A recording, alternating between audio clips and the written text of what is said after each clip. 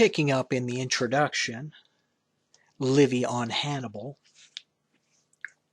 what you're looking at is a sculpture of a Carthaginian warrior on his war elephant. And that particular piece was found in Pompeii. And it has been dated to around 100 BC. 1st century BC, rather. So picking up in the introduction with the heading, Books 21 to 30, Structure and Ideals. Livy had recorded the first war with Carthage, 264 to 241, in the lost book 16 to 19. Then in book 20 alone, the almost equally long interwar period, 241 to 219. By contrast, the 10 sizable books on Hannibal's war cover 2 years each on average. Livy treats events year by year, a format termed annalistic, from Latin annus, year, and necessary because there was no simple chronological indicator. Each year was identified by the names of its consuls. For detailed history, this layout was undeniably convenient, but with plenty of sources to work from, composing a coherent account sometimes gave trouble. Books 21 to 30 provide many illustrations. An event might be put into different years by different annalists, which could puzzle a later author, e.g. 27 to 7. Different sources could vary greatly in their details of army figures, booty items, and other statistics. Again, when non-Roman sources were used, they used quite different systems of dating, which required working out how their dates fitted Roman chronology, something not always accurately done. This may partly explain Livy's problems when dating the siege of Saguntum. What complicated his task was that his dominant concerns were the same as in most of his Latin and many of his Greek predecessors: literary art, psychological description, and moralizing comment. Livy employs a carefully structured, elegantly balanced, and versatile Latin style, very much like the style flowing on with a certain even smoothness that Cicero had demanded as the ideal for history writing. Vivid narrative, memorably described places and characters, and strong moral assessments were the desiderata. This was well suited, too, to speech writing, and Livy takes care to give all his leading characters, and some minor ones, carefully crafted orations. Speeches give emotional depth to a situation, illustrate a person's character, or dramatize the pros and cons in a different debate. For Quintilian, the expert on oratory, a century later, Livy, the speechwriter, is more eloquent than can possibly be described. Quintilian succinctly describes Livy's overall style as milky richness. Even so, this is an inadequate description of a versatility that can move from the harrowing vividness of Hannibal's Alpine march to the excitement of battle narratives like Lake Trasimene in Book 22, where the doomed valor of the Roman army is unforgettably painted, and to the plain factual accounts of election results and administrative business.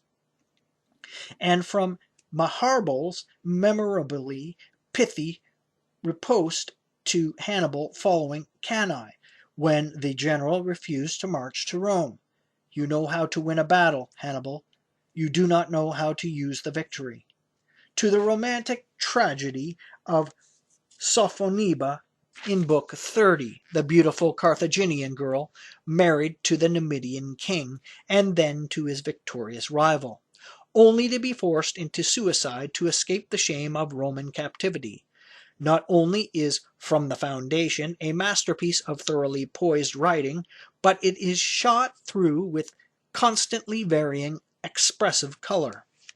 To Livy, as to others, Hannibal's war was the zenith of Roman heroism, virtue, and toughness. After recording the catastrophe of Cannae, he declares, "There is surely no other nation that would not have been crushed by such an overwhelming disaster." The Carthaginians' final defeats in both Punic wars can in no respect be compared with Cannae, except to say that they were born with less strength of character than the Romans bore theirs. The Italian allies remained loyal, evidently because the authority to which they were subject was just and tolerant, and they did not refuse obedience to a superior people, the only real bond of loyalty. The high-principled behavior of Roman voters in a contested election at a tense moment brings out even greater enthusiasm. So much for the disdain some feel for admirers of the past. If there does exist a philosopher state somewhere, a product of our scholars' imagination rather than their knowledge, I certainly would not believe its leaders could be more serious-minded or restrained in their ambition, or the commons more principled than in this case. End of quote. Serious-mindedness and its parent qualities, determination, patriotic devotion, and unselfish virtue, represent for Livy the essence of Roman character in that era. When a Roman prisoner of Hannibal's breaks parole after Cannae and remains at Rome, the Senate sternly sends him back.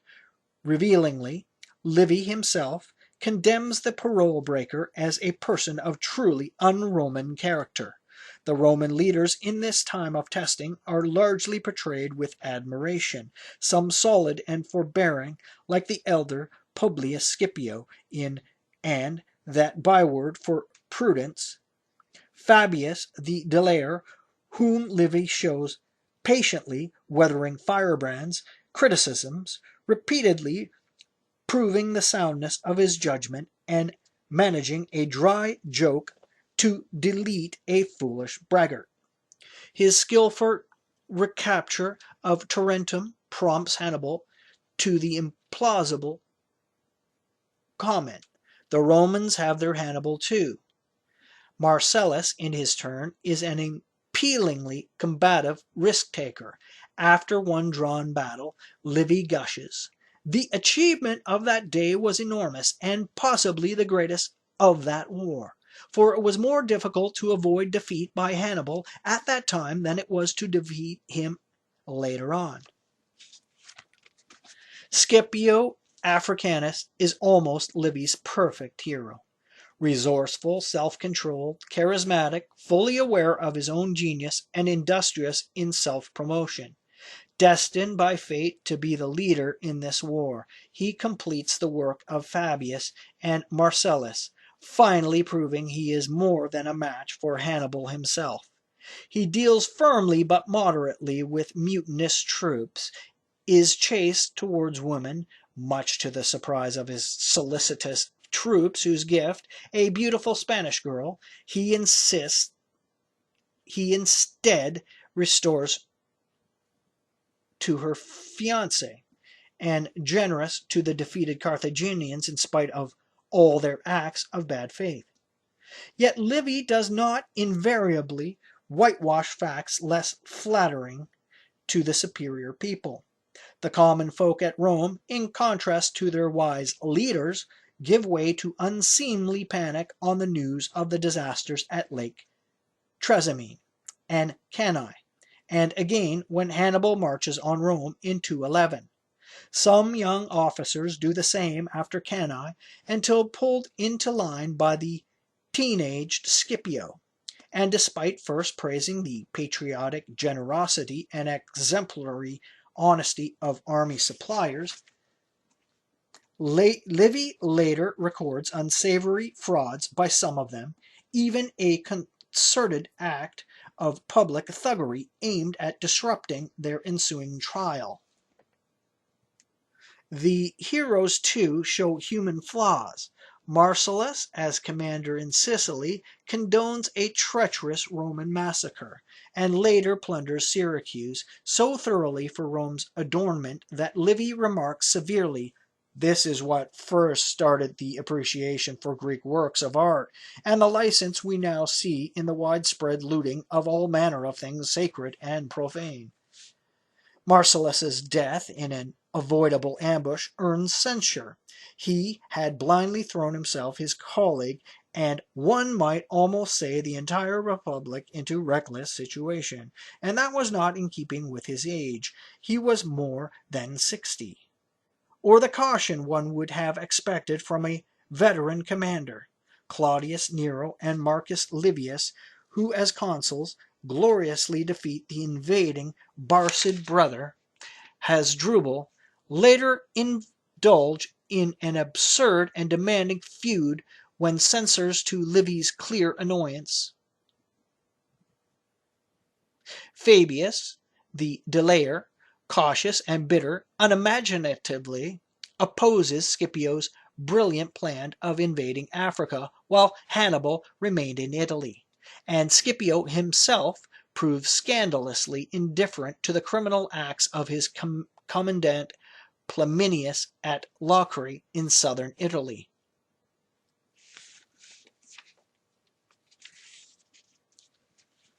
Enemies and friends in Hannibal's war. Enemies in Rome generally labor under the Livian cloud. Hostile generalizations dominate. Gauls are big and noisy, but fickle in loyalty, lack staying power, and have no patience or skill with sieges. The Campanians, more precisely, Capua and her satellite towns, share citizenship with the Romans, but dissatisfied defect to Hannibal's side after Cannae, so they are depicted as criminally ungrateful and foolishly arrogant, not to mention sunk in luxurious degeneracy. The Carthaginians are the prime foe in Hannibal's war. They are treacherous, of course, vengeful and cruel, as they and their leader demonstrate by a long sequence of bad behavior. Hannibal treacherously attacks Saguntum, and they stand by him. Roman troops who surrender on terms to a subordinate of Hannibal's are enslaved by the faithless general. He crucifies a local guide for misunderstanding his words, and takes vengeance on an Italian defector by burning the man's wife and children alive. In Africa, during a truce with Scipio, the Carthaginians treacherously attack and plunder a Roman supply convoy and follow this up by trying to drown Scipio's protesting envoys. Many allegations look like Roman exaggeration, if not invention, but Livy presents them as simple facts. Yet despite war crimes, real and alleged, Hannibal is a compelling and often attractive figure in Hannibal's war, as in later books. Even more than Scipio, he is the war's dominant individual, a famous character portrait, as revealing of Livy as of Hannibal, introduces him at the age of 23. First, a lively description of the young man's appearance, leadership, and charismatic virtues, then a broadly vague list of enormous vices, pitiless cruelty, a treachery worse than Punic, no regard for truth, and no integrity, and so on. For the reader is not to think of the young Carthaginian as a virtual Roman hero. But his energy and military genius are fully brought out, even if Livy has nothing like his predecessor, the Greek historian Polybius's understanding of military technicalities. His piety is more than once illustrated, including not long after the character portrayal, and Livy takes care to mention his efforts in honor the slain Roman commanders Flaminius, Aemilius, Paulus, Tiberius Gracchus, and Marcellus. When final defeat looms, he becomes a positively sympathetic figure, giving a speech of word-weary wisdom to his younger opponent Scipio before the last battle, and after it statesmanlike support to making peace. Significantly, Scipio admires him as much as he admires Scipio. When his interest is aroused, Livy brings lesser figures to life too. Hannibal's youngest brother, Mago, is a vigorous, ruthless, but less talented version of the general. At Rome, there is the splendidly irascible Marcus Livius, who after sulking in the Senate for some years is forced to become consul and win the battle of the Metaurus along with a fellow consul he despises. Then, as censure later on with the same colleagues, he makes a farce of their revered office by berating voters for fickleness and reducing almost the entire citizen body to the inferior rank of poll tax payers. Livy's dramatic account, brief as it is, of the beautiful Sophoniba, Carthaginian wife of two successive Numidian kings, and forced into suicide to save her honor, would inspire much later literature, including a tragedy by Voltaire. Of all the minor figures, perhaps the most interesting is the Numidian prince Massinissa, first an enemy and then a friend to Rome, whose exciting adventures, valor, and passion win over not only Scipio but Livy himself. Facts and flaws. Livy and history writing. All of Livy's literary sources had their own points of view. Many of them held very pronounced biases, and there were plenty of discrepancies, small and large, between them. As a result, his job was not at all straightforward. Two factors complicated matters further. Livy's genius was literary, not analytical, and he was a patriotic Roman. His basic procedure was to follow one chosen source fairly closely for a section of narrative, but add or change various details based on what he read in others. We can see this practice at work in many sections of Hannibal's war, where Polybius's history is also available. Livy may, of course, have taken some of these blended accounts ready-made from one or other earlier writer, but the variety of passages, not solely in Hannibal's war, where he stops to discuss contradictions in his sources and his own personal bafflement, indicates that he did much of his own reading and compiling. The difficulty for him is that he is not very good at source analysis. His methods with sources are illustrated, for instance, in the account of Hannibal's march to Italy. Though mainly Polybian, it includes Hannibal's famous dream in which the general meets a godlike youth who guides his steps amidst awe-inspiring portents. According to Cicero, this tale went back via the historian Coelius and Silenus. Polybius merely scoffs at sensationalist writers who equipped Hannibal with divine pathfinders. Both Polybius and other writers' versions are given unnamed. Of how the Punic elephants crossed the river Rhone. In the Alps, Livy accurately names several Gallic tribes not in Polybius, and the well-known story of Hannibal using hot vinegar to shatter fallen rocks, blocking the army's path in the Alpine Pass, is from elsewhere too. When he goes on to discuss Hannibal's army strength on arriving in North Italy, he shows that the reported figures varied widely, with the lowest being 20,000 foot and 6,000 horse. This number, we know from Polybius, was what Hannibal himself recorded in his Cape Lacinium inscription. But Livy mentions neither Hannibal nor Polybius nor the issue of assessing evidence from, so to speak, the horse's mouth. Such assessment seems simply not to occur to him. He prefers to discuss critically the figures supplied by Cincius Alimentus, who had discussed the topic with Hannibal, but who, according to Livy, made his own computing mistakes. As a result, our historian offers no final figure at all. Meeting other divergences in his sources, Livy has to keep deciding which version looks the most credible. This could come down to a mere head count, as seems to happen when he accepts the patriotic Roman report that an embassy was sent to Hannibal during the siege of Saguntum. He ignores Polybius' account dating the mission earlier to autumn 220.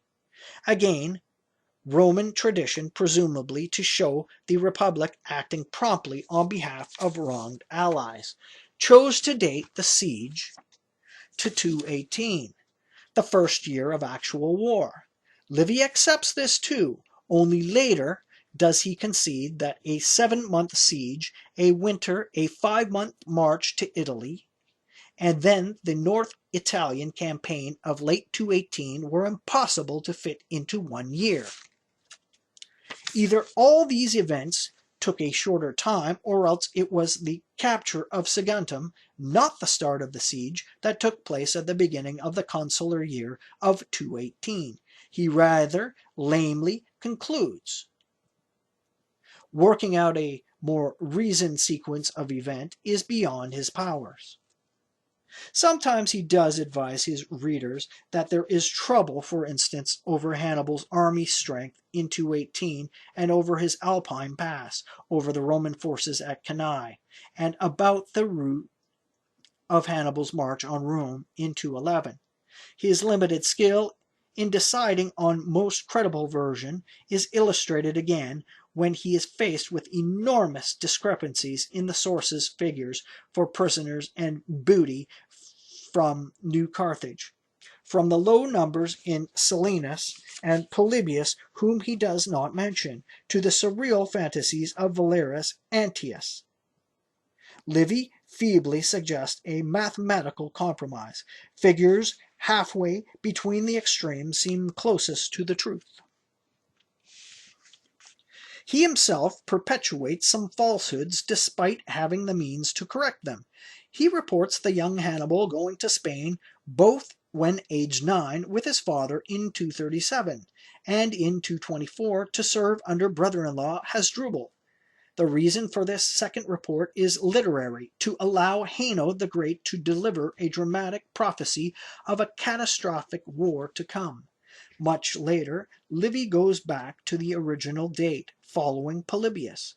Similarly, but less excusably, he, like his Roman predecessors, could read in Polybius at least the verbatim Greek text of the treaty Hannibal made in 215 with Macedon, but he chooses instead to purvey a hostile, distorted version found in some Roman predecessors, again maybe on a head count.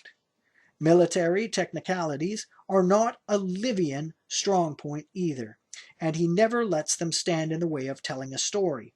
All save one of Hannibal's elephants were dead before Cannae, but when the general follows up his victory by attacking places in Campania, elephants briefly turn up to assist. Accustomed to armies in battle having a center and 2 wings, Livy provides each army at the Metaurus with a quite imaginary and therefore inactive center. His version of Zama adapts Polybius' account, but contradicts various items in it. Presumably, he is drawing from another account or accounts, but he does not appreciate the resulting blend of inconsistency and incoherence. Despite such faults, a blanket condemnation of Livy as a historian would be mistaken. With all his sources, Latin and Greek, written in cumbrous papyrus book rolls, like his own, with no easy system of reference or indexing, in fact with virtually no system at all, and light largely restricted to daytime, his sheer output is impressive, and that is the least of what he achieved. Often his narrative is admirable, including sections where he may be drawing closely on parts of Polybius that we no longer have. For instance, the gripping account of political machinations and upheavals at Syracuse in Book 24 to 5, and the complicatedly adventurous struggles of Massinissa with his Numidian rival Sphax. In certain places, Livy's information books better in certain places, Livy's information looks better than Polybius. For example, the casualties at Cannae and Neragara, a genuine and suitable place in ancient North Africa, as the name of the town where Scipio camped before the Battle of Zama. Other invaluable information abounds. Crucial details of administration, Senate business, troop levies, elections and appointments, religious matters, censuses, finance, and even economics, presumably from Roman sources, for few are in Polybius.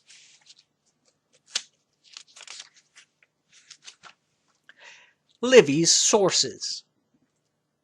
Official chronicles and list historical accounts in Greek and Latin and other sources all provide Livy directly or indirectly with his information. The Pontifical Annals, which yearly recorded important religious and secular events down to the later 2nd century, had since been published in 80 books as the Annals Maxima, principal yearbooks. From 200 BC on, literary history was written beginning with Quintus Fabius Pictor, one of Fabius's, the Delayer's, kinsmen, who paid much attention naturally to modern times. His close contemporary was Lucius Cincius Alimentus, who had fought against Hannibal, been taken prisoner late in the war, and enjoyed some conversations with the general. His Roman history again came down to his own times. They and several others wrote in Greek, not only because Greek historians were models, but probably also in order to put correct views of Rome's history to the international and therefore Greek-reading educated community. They could take for granted that educated Romans also read Greek. Marcus Porcius Cato, another war veteran, initiated history writing in Latin, narrated from the earliest origins down to his own old age, and Latin now became the norm for Roman historians. Another important predecessor of Livy's, he cites him several times, was Lucius Coelius Antipater, the first Roman to write a historical monograph soon after 120, and on the Second Punic War at that. Coelius drew on earlier accounts, not just Roman authors, but also, for instance, Hannibal's friend Silanus. Two voluminous 1st century annalists, Claudius Quadragarius and Valerius Antius, are also found cited by Livy, if sometimes critically. It is often held that these more recent historians were Livy's real authorities, along with Polybius. Supposedly, he mentions earlier ones only if Coelius, Quadragarius, or Antius did. This because he cites Cincius and Fabius only once each. But he does so with Polybius as well, and a remark in 29:14 does imply he consulted writers living close to the time of the events. Certainly the later authors cannot have provided him with most of his annalistic information. Coelius' history was in 7 books. Quadragarius's, who began his work with the Gauls' sack of Rome in 390, was at Cannae by Book 5, and Antius, starting in legendary times, reached the year 137 in his Book 23, while Livy got there, as the epitomes show, only in Book 56. All that remains, though, of these historians' extensive output is a few references or quotations in later authors, including Livy. Cornelius Nepos, a friend of Cicero, and Catullus consulted both Roman and pro-Hannibalic sources for his uneven 13-paragraph Life of Hannibal, but Livy does not use it. Pro-Carthaginian writers, including Hannibal himself, at Cape Licinium, Capo Colonna, and Calabria, he set up what Livy notes as a large inscription written in both Punic and Greek, which listed his achievements. All that we know from it are some troop numbers, the forces he stationed in Spain and in Africa early in 218, and those he had on reaching Cisalpine Gaul late that year. So it may have been a fairly detailed narrative, but we cannot be certain. He was accompanied to war by 2 Greek friends, Sosilis of Sparta, who had taught him Greek, according to Nepos, and Silanus, a Sicilian. Both remained with him as long as fortune permitted, writes Nepos rather obscuredly, and both later wrote Hannibal his stories, Sosilis devoting 7 books to his. Neither confined himself to Hannibal's own campaigns. A papyrus fragment of Sosilis, for example, narrates a naval battle in Spanish waters. As eyewitnesses, and with access to participants and other eyewitnesses, their reliability was high but need not be romanticized.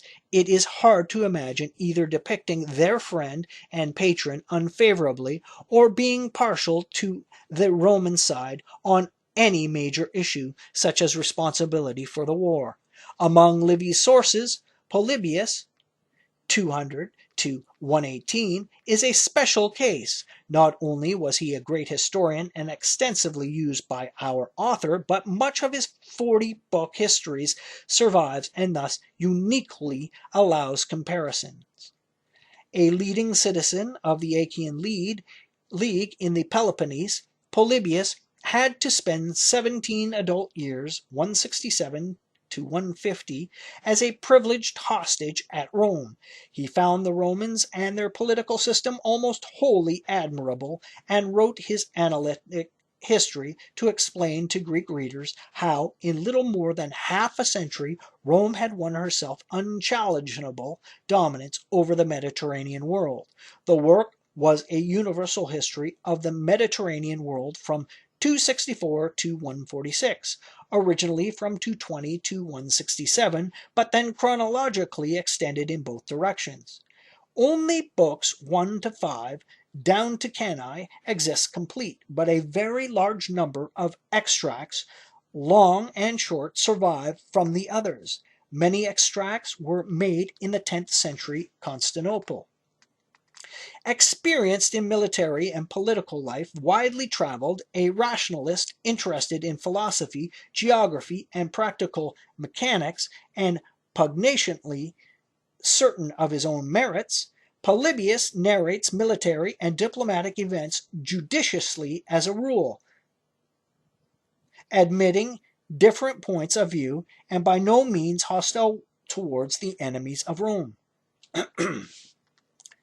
But his Mediterranean scope means that he includes relatively few of the internal political, administrative, religious, and other events which bring the Roman Republic to life in Livy, though there are rather more of these in Polybius's later books on the Rome he knew personally. Livy used his work extensively, particularly on military events, even if the one mention of him in Hannibal's war is the famously tepid, by no means a source to be disregarded, 3045. Livy's achievement is to present, along with the detailed historical record, a gallery of unforgettable men and women, all slightly larger than life, but each with very human touches, and a long series of memorably told episodes, from Hannibal crossing the Alps to the drama of Sophoniba. It is not Polybius's methodical telling of events that has seized imaginations and inspired creative artists, for 2 millennia, but Livy's literary genius. He provides a powerful panorama of societies in war, which, faults and all, makes Hannibal's War one of the most outstanding narratives in ancient historiography.